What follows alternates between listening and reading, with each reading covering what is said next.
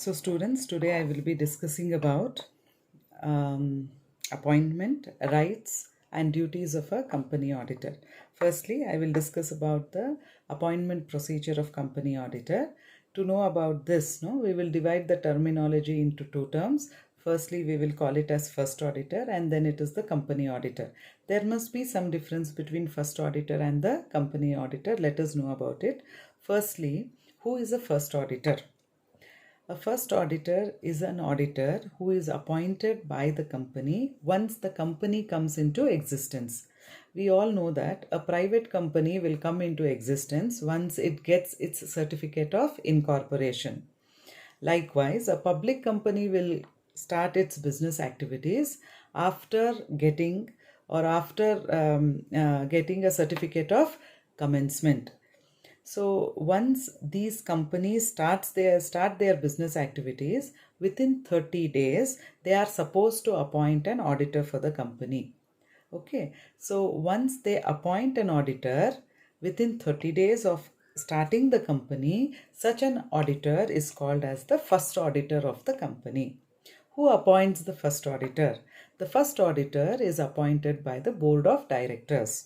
The board of directors will conduct a board of directors meeting. They will pass a resolution with effect to appoint the first auditor of the organization.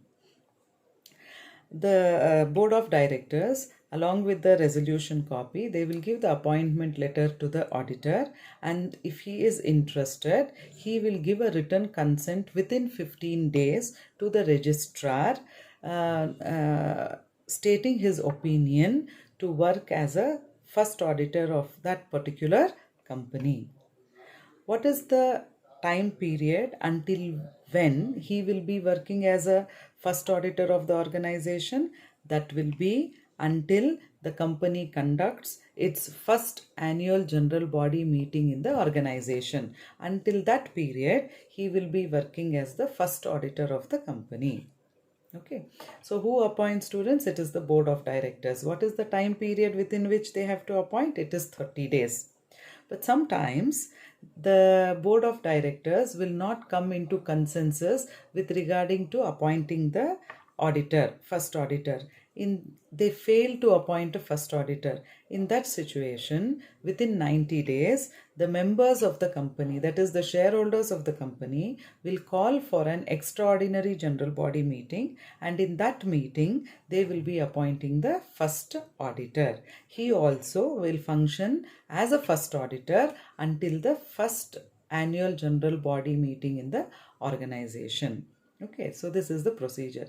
See, apart from this, there are also government companies which are functioning. What is a government company? That company where the central government or the state government or both the governments have their holdings not less than 51%.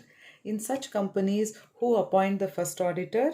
The first auditor is appointed by CAG. Who is CAG? Controller Auditor General of India. Within 60 days of the government company coming into existence, the CAG has to appoint the first auditor. But suppose CAG failed to appoint, then within 30 days, the board of directors will pass a resolution and appoint the first auditor. But suppose the board of directors too fail, then within 60 days, the members or the shareholders will call for an extraordinary general body meeting and will appoint the first auditor of a government company. Once the auditor is appointed, he has to give his written consent to the central government authorities. So all this is with regarding to the first auditor of the company, students. Now we will talk about the company auditor. Who is a company auditor? Who appoints him? What is the procedure of appointing him? Means any person who has completed a chartered accountant course and who is appointed as an auditor of the company in an annual general body meeting with the consent of the shareholders by passing a resolution in annual general body meeting is called as an company auditor. Okay, so who appoints a company auditor? The shareholders, by passing a resolution after the board of directors propose the name of the auditor, he is appointed. Okay. So what is the tenure for which this company auditor is appointed? Means he is appointed for a period of 5 years. Okay. When I'm talking about company auditor, students, another information you all should know: an individual can be appointed as a company auditor, or a firm also can be appointed as a company auditor. If an individual is appointed as a company auditor, the tenure for which he will be appointed, or the term period for which he will be appointed as a company auditor, is for 5 years. Okay. If a firm is appointed as a company auditor, then that firm will be appointed as a company auditor for 2 terms, that is 5 plus 5, that is for 10 years. They will be appointed as company auditor. That means once this time period of 5 years is over, can they be reappointed as company auditors? Means the Companies Act and the Auditing Act tells that no, there should be a cooling period of 5 years. After the cooling period of 5 years is completed, then they can be reappointed as the company auditor of the company. Suppose a individual has worked as company auditor for 5 years, then after his 5 years is completed, he should go for a cooling period of 5 years, a gap of 5 years, and after that he can be appointed as a company auditor. Likewise for a company firm too, auditing firm too. If it has worked for 10 years, that firm has to go for a gap or a cooling period of 5 years, and after that it can be reappointed as company auditor of that particular company. That means once an auditor is appointed, can he function for 5 years? Yes, he can function for 5 years, but the agreement with the auditor will be ratified every year in the annual general body meeting. What do you mean by ratified? Renewed. The agreement between the company auditor and the company will be renewed every year at the end of the completion of the financial year in the annual general body meeting, and it will carry on for a period of 5 years. So this is with regarding to the tenure, students.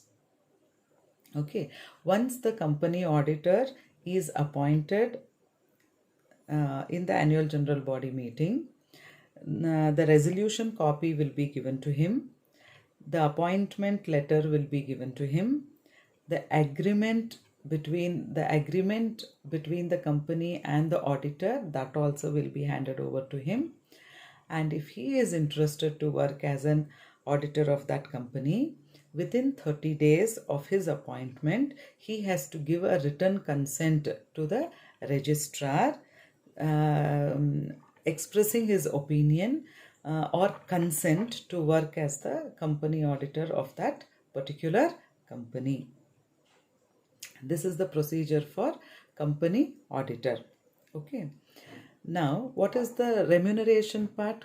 What is the remuneration that has to be paid to the company auditor? Who fixes it? Means that also will be decided in the annual general body meeting. The remuneration part also will be decided there. If not, it will be according to the articles of association. Okay. Sometimes an auditor will be appointed in the place of a retiring auditor. So then, as a personal etiquette, what the auditor who is appointed should do is, he has to communicate with the retiring officer, find out whether due notice was given to him prior to retirement by the company, reason of retirement, and if he has got no objections for this person to carry on as an auditor of that organization. Whatever may be the response from the other side, the decision will be taken by him, but this is a personal etiquette that has to be followed by the auditor if he is being appointed in the place of a retiring auditor. Okay. Sometimes an auditor will be appointed in the post of casual vacancy. Casual vacancy. What do we mean by casual vacancy? Means there was an auditor who was handling the issues of the organization, and by some reason he becomes unwell. He is not in a position to carry on the responsibility, or there may be the death of that auditor, and that position becomes vacant. Okay, so then what the company does is the board of directors conduct a board of directors meeting, pass a resolution with regarding to appointing an auditor in casual vacancy. Okay, so board of directors will have that authority to appoint an auditor in that vacant post as auditor in casual vacancy. Okay, till what period he will work as auditor in casual vacancy? Means till the next annual general body meeting is conducted. Until then he will be working as auditor in casual vacancy. Okay, so all these are the important points you have to keep in mind with regarding to appointment of company auditor. Okay, now next, very briefly I will be talking about disqualifications of a company auditor who cannot become a company auditor. Regarding that I will be briefing you up little. They tell a person, you know what is the qualification if a person has to become a company auditor, that you are aware. Anyone who has completed a chartered accountant course. Who cannot become a company auditor means a body corporate cannot become a company auditor, cannot become company auditor. We tell body corporate means it's a company that cannot become a company auditor. Only a firm that is an registered as LLP, registered under LLP Act alone can become a company auditor. An individual can become a company auditor, or a firm can become a company auditor, I had told you, but a corporate body cannot become a company auditor. Then who can become? A firm can become. Which firm can become? A firm which is registered under LLP Act alone can become a company auditor. What is LLP? Limited Liability Partnership Act. Under Limited Liability Partnership Act, if a firm is registered, auditing firm is registered, such a firm can become a company auditor. Okay, so this is one. See, you people must already be knowing that a company auditor should be an external to the company. Okay, so likewise, if a person is an employee of a particular company, he cannot become a company auditor. If he is a partner of that particular company, he cannot become a company auditor. If he is holding some office in that organization, if he is an official of that organization, he cannot become. If he is a director of that organization, he cannot become a company auditor. And suppose a person is a full-time company auditor of some company, even such a person cannot become an auditor of some other company. Or a auditor is working as an auditor in 20 firms. There is a ceiling for his functioning. He cannot accept the assignment of the 21st company. That is, only maximum 20 companies he can be working as a company auditor, and not above that. So 21st company he cannot take the assignment as a company auditor. And next, a person who is convicted by the court for some fraudulent activities and 10 years period has not been lapsed from the time when he is convicted, even such a person cannot become a auditor of a company. Apart from this, students, there is another 2 to 3 important points you have to remember. An individual, his relative or his partner, if they have got investment in a company, if they have invested in the shares of a particular company, even in that situation, that person, that individual cannot become the auditor of that particular company. An individual, person who wants to become a chartered accountant, his relative or his partner, he is indebted to a company. That means, suppose they have taken loan from a particular company, they are indebted to that company. In that situation also, that individual person cannot become the auditor of that particular company from where he has taken a loan. Okay. An individual, his partner or his relative, suppose they have given a security for the loan taken by some other person, even in that situation, the individual cannot become an auditor for that particular company. Okay. And 144, under Act 144, Section 144, there are some services which have been implied, and suppose an individual is carrying on such services, even he will not be able to become the auditor of a particular company. Okay. And lastly, directly or indirectly, if an individual has got relationship with regarding to business activities of that particular company, even in that situation, that particular individual cannot work as a company auditor, even though he has got the required qualification, even though he has got the required experience. So these are the conditions under which a person or a firm will be disqualified from being a company auditor. Okay, so till now we have covered the qualification part and also the disqualification part, qualification, appointment and disqualification of an auditor. Now I will come to the concept called as rights of auditor. Okay, so what are the rights of auditor? If an individual has to effectively work in an organization, he has to have some rights. Rights should also be coming along with some of his duties and responsibilities. So first of all, we will know what are the rights of a company auditor. Okay, first right, students, he has got the right for free access with regarding to all the books of accounts, all the vouchers of a company where he is carrying on his auditing work.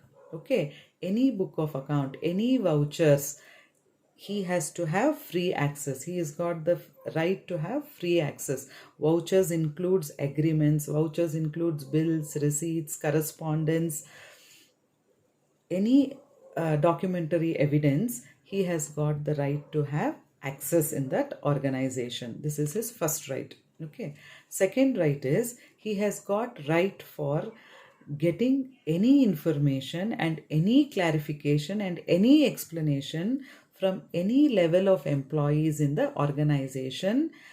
There is no what to tell, there is no any condition for him that he should not ask this level of employees in the hierarchy, nothing like that. He has got the right to get information regarding his auditing work from any official in the organization, any employee in the organization. That is his right. Okay. Thirdly, he has got the right to go to branch office of the company and collect whatever information he requires, because branch is a part of that company. If suppose the branch officers are audited by some other auditors, even then he can access any information from the branch which is required for carrying on his audit work. So he has got the right to collect information from all the branch offices. Okay. Fourth right is he has got the right to get notices regarding annual general body meeting that will be conducted in the organization.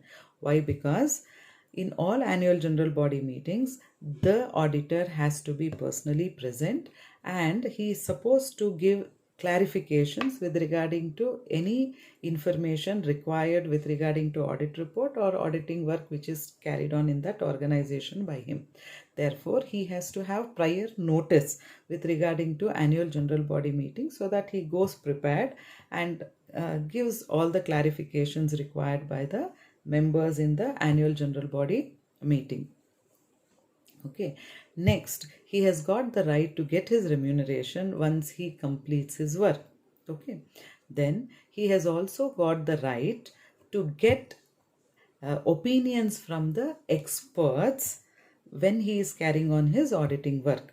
See, he is not a technical person. Suppose he wants to know what is the depreciation method followed with regarding to this plant and machinery, why it is carried on, he can get an explanation from the expert. Valuation, how it is done, he can get the clarification or opinion of the expert. Stock, why it is valued, so he can get the opinion from the expert.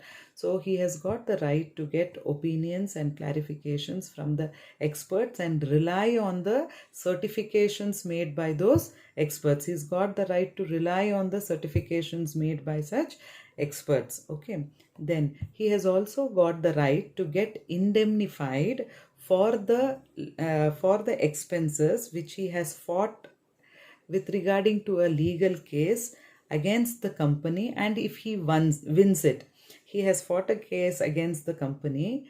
There was a lawsuit in the court and he has won the case, so he has got the right to be reimbursed. He has got the right to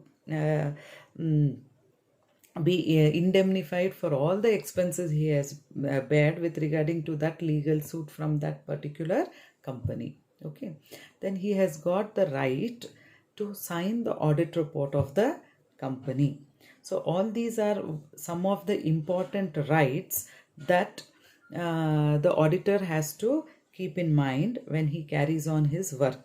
Okay, and one more right also you can add on, students. He has always got the right to tell anything wrong that is mentioned in the reports with regarding to financial issues made by the directors in annual general body meeting. Though it is made by the directors, the reports, if there is anything wrong, any wrong statements are mentioned, he has got the right to tell it is wrong in annual general body meeting, because it is duty to bring the facts in front of the shareholders. Okay, so all these you can write as the rights of the auditor. Next we will talk about the duties of the auditor. What are the duties of the auditor? First and foremost, students, what the auditor has to do is, his first and foremost duty is, he has to see whether all the books of accounts maintained in the company is according to the accounting standards. Okay. Next, he has to see whether the profit and loss account and balance sheet drafted by the company accountant is according to Companies Act 2013. Thirdly, he has to see whether the financial statements prepared by the accountant is in agreement with the books of accounts. Okay. Along with all this, he has to also see some other important issues in the organization with regarding to financial aspects. Okay. Whenever loans and advances are made by the company, students, it is his duty to check that whether proper security has been considered, and then loans and advances are being made by the company. That it is his duty to check that. Next, when loans and advances are made by the company, it should not be treated as deposits. That is also one of the duties of the auditor to check that. For example, when loans and advances are made, the company gets interest in return. But if loans and advances are made as deposits in some other company, it will be used by the company when they are in need. So for such deposits, there will not be any interest paid by that particular company where deposits are being made. So it will benefit which company, students? The other company where deposits are made, and not for this company. So such things should not happen, and it is the duty of the auditor to check that. Okay. you all must be knowing that there are some book entries which are made in the books of accounts where there is no actual cash inflow or outflow that happens. For example, depreciation is one such item. Okay, see, depreciation is a book entry. There is no actual cash inflow or outflow. Where there are such book entries, the company should see that, the auditor should see that these entries are not prejudicial in the interest of the company. Means, for malpractice or misappropriations or to decorate the books of accounts, these entries should not be used. Okay, for misrepresentations, these entries should not be used. That should be checked by the company auditor. For example, if a asset is bought for 50,000 rupees, the life of the asset is 5 years, students. What is the depreciation you will charge? The normal life is 5 years. What is the depreciation? Every year 10,000. If it's a straight line method, every year 50,000 divided by 5 years, 10,000. Every year 10,000 you will deduct as depreciation. But if the company wants to increase its expenses, then it will intentionally deduct the life of the machine, life of the asset, and can show for 2 years. So when it is for 2 years, 50,000 divided by 2 is 25,000. Okay, so instead of 10,000, they will be showing the expense as 25,000 and reducing their profit. Might be the intention of paying less tax for the government. So like this, the book entry should not be misused in the company. That should be checked by the auditor. It is the duty of the auditor to check that. Okay. Apart from investment companies and banking companies, what the auditor should check for other companies is, if the company has made some investment, students, it should be beneficial for the company. The such investment should bring returns to the company.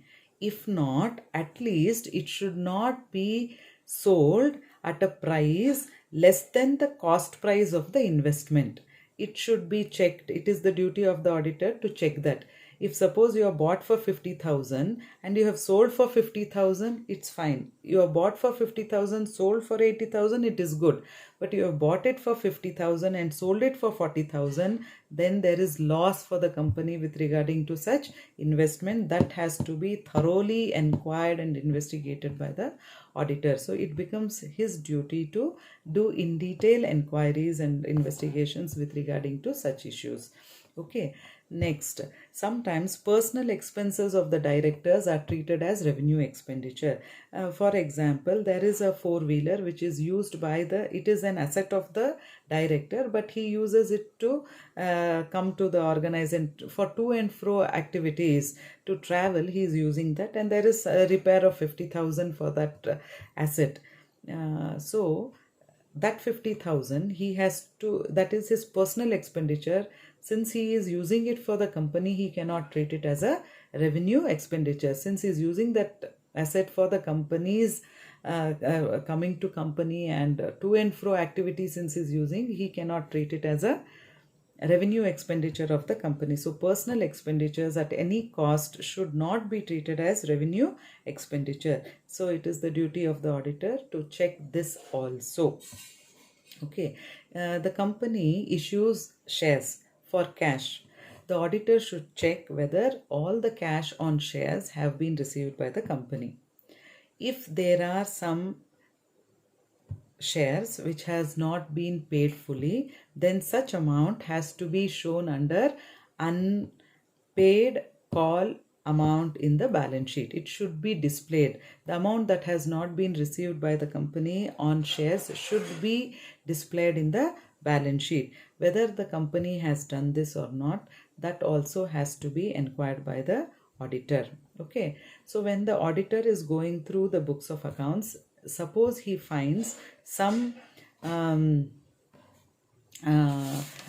discrepancies in following of accounting standards, then it is his duty to mention all these as material violations in his audit report.